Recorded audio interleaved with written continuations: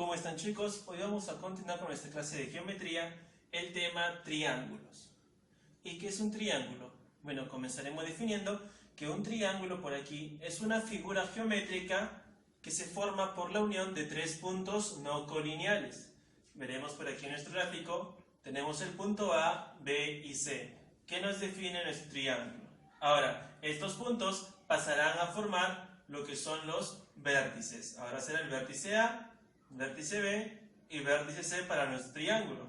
De igual manera van a definir los lados AB, lado BC y lado AC para nuestro triángulo. Además, podremos observar los ángulos internos definidos por cada uno de los lados del triángulo. Tenemos por aquí, entre AB y AC tenemos el ángulo alfa. Entre el lado AB y BC el ángulo beta. Entre BC y AC el ángulo teta. Los tres ángulos internos. De igual manera se definen los ángulos externos A, B y C. Y eso es lo que vamos a completar por aquí.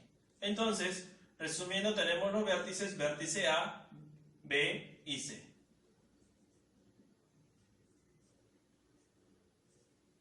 Los lados, lado AB, al cual le pondremos por aquí que sea de longitud M. Entonces, el lado AB igual a M.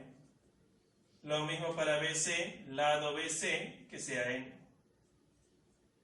Lado BC, en este caso igual a N. Lado AC, el lado AC igual a P. Ahí está. Muy bien, ahora vamos a definir los ángulos internos. Ángulo interno alfa, beta y teta.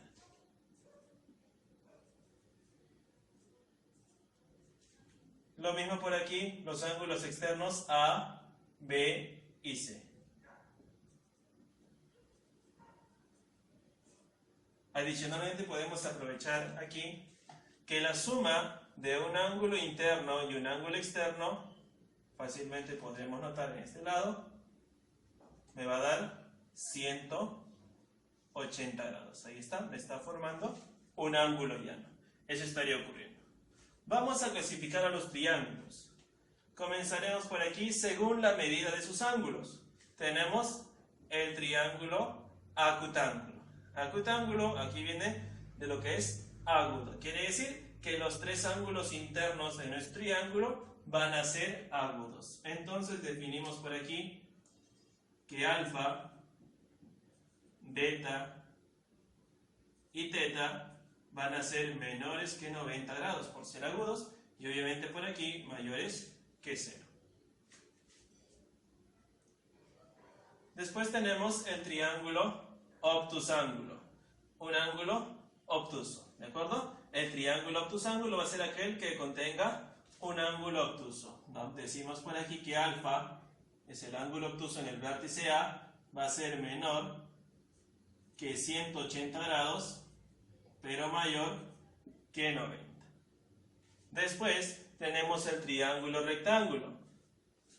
Tenemos por aquí nuestro triángulo rectángulo ABC recto en B. Esto me indica en dónde tenemos nosotros, por aquí, recto en B me dice, esto me indica dónde se encuentra, en qué vértice se encuentra el ángulo de 90 grados. Donde el lado AB y el lado BC representan los catetos. Y la longitud de aquí AC es la hipotenusa. Listo. Muy bien, ahí tendríamos nosotros tres clases de triángulos. Vamos a clasificarlo ahora según sus lados. Tenemos por aquí nuestro triángulo escaleno. Un triángulo va a ser escaleno cuando sus tres lados sean diferentes. Vamos a representar por aquí, ahí está. Esto me indica que los tres lados van a ser diferentes. Si le colocamos un valor, decimos aquí A, B y C, yo voy a decir entonces que A es diferente de B y es diferente de C, de esa manera. Ahora, va a ser isósceles cuando tenga dos de sus lados iguales. Y recordemos aquí que a lados iguales le va a corresponder ángulos iguales. ¿Qué quiere decir? Si estos dos lados son iguales, ya muy bien. Si por aquí el ángulo es alfa, a este lado se le opone alfa, a este lado, al ser igual, también se le debe oponer alfa. De esa manera. Entonces, si le colocamos por aquí que estos lados sean A y A y este lado sea B, diremos que A es diferente de B. Y por último, tenemos nuestro triángulo equilátero, donde los tres lados van a ser iguales. Además, que los tres ángulos internos, obviamente como los lados son iguales, los ángulos también son iguales. Y en este caso, cada uno de ellos va a ser 60 grados. ¿Y por qué 60? Bueno, lo vamos a ver más adelante. La suma de ángulos internos en un triángulo debe ser 180 grados. Entonces, aquí vamos a definir que los tres lados son iguales. Si colocásemos valores aquí diferentes, A, B y C, vamos a decir que esos tres valores deben ser iguales. Muy bien, chicos, continuamos por aquí con las propiedades fundamentales.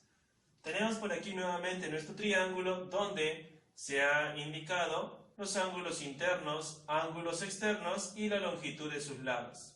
Vamos a ver qué propiedades se van a describir a partir de ello. Tenemos la primera, donde se va a cumplir que la suma de ángulos internos en un triángulo va a ser 180 grados. De manera que aquí será alfa más beta y más teta igual a 180 grados. Algo similar, la suma de los ángulos externos va a ser 360 grados.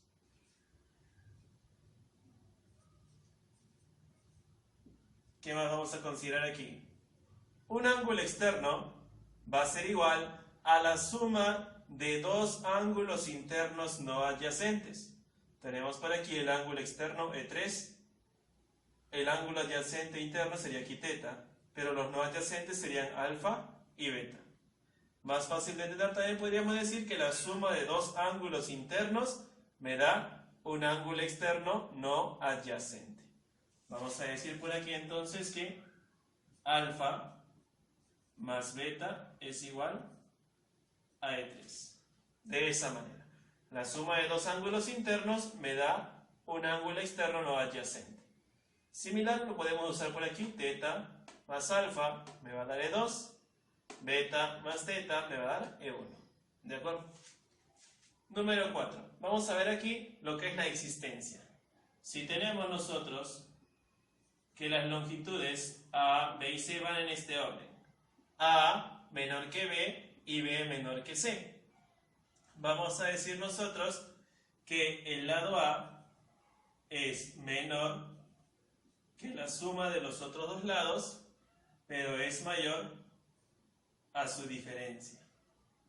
Lo mismo ocurrirá para los otros dos lados. Para B, el lado B menor que la suma de los otros dos lados, pero mayor a su diferencia. Por último, por aquí, el lado C. C menor que la suma de los otros dos lados, en este caso sería A y B, pero mayor a su diferencia, B menos A. Aquí estaríamos aplicando lo que viene a ser la existencia del triángulo. Ahora, ¿qué ocurre si es que relacionamos ángulos y lados? Muy bien, la siguiente propiedad me dice al lado mayor le corresponde un ángulo mayor, al lado menor un ángulo menor. ¿Cómo sería por aquí? Si tenemos que a teta se le opone A y a alfa se le opone B, y consideramos el dato anterior, B es mayor que A, o sea, la longitud de B es mucho mayor que A. Vamos a decir entonces, si B es mayor que A, entonces, si B es mayor que A, el ángulo también lo va a hacer. Alfa se le opone a B, teta se le opone a A. Por consiguiente, mantiene la misma relación, teta con respecto a alfa. Alfa mayor a teta o teta menor que alfa, que es lo mismo. Se va a cumplir entonces, si el lado es mayor, el ángulo también será mayor. Y también tenemos por aquí que la suma de dos ángulos externos va a ser igual al ángulo interno no adyacente, pero aumentado en 180 grados. Diremos por aquí que E2 más E3, dos ángulos externos, me va a dar el ángulo interno. El ángulo interno no adyacente aquí sería alfa. Ahí está el ángulo interno, pero aumentado en 180 grados. Y listo. Propiedades adicionales. Aquí esta propiedad bastante conocida, miren, parece un boomerang. Se va a cumplir que la suma de estos tres ángulos internos en nuestro cuadrilátero, en este caso, alfa más beta y más teta va a ser igual al ángulo X. Por aquí también, esta propiedad bastante conocida, la del pescadito, se va a cumplir alfa más beta por aquí es igual a X más Y. Alfa más beta es igual a X más Y. Por aquí, el ángulo formado por dos bisectrices interiores, el ángulo X va a ser igual a 90 más la mitad del ángulo, en este caso miren, el ángulo que esté mirando a X, el ángulo opuesto. Vamos a decir por aquí teta medios. Aquí similar, el ángulo formado por dos bisectrices exteriores. Aquí tenemos un triangulito, miren, hay dos bisectrices exteriores, determinan el ángulo X. Va a ser igual a 90, pero esta vez ya no va a ser más, sino va a ser menos. Menos la mitad del ángulo opuesto. Menos teta medios. De esa manera, chicos, tendríamos aquí nuestras propiedades adicionales.